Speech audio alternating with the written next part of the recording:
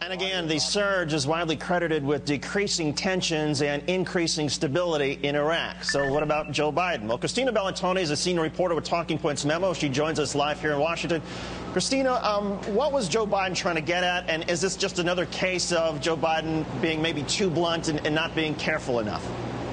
Well, I don't think so. You've actually heard the vice president talk about this for the last few weeks, because this is something the administration wants to be able to campaign on for these midterm congressional elections in the fall. They are going to be bringing troops home from Iraq. Now, it is also a bit self-serving because the vice president has been given Iraq in his portfolio. He's flown over there many times to meet with troops and to kind of see the withdrawal. But it's also, the administration is doing a surge in Afghanistan, so it's also in their best interest to talk about the surge of troops and how that's able to work now. It's a little different than a Democratic primary.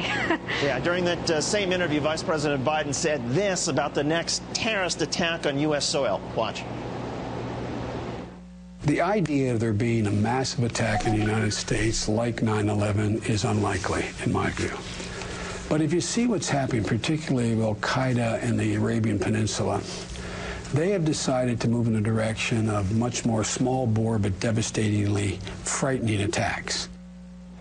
Christina, too much information, too much talking, too much chatter from the vice president on that?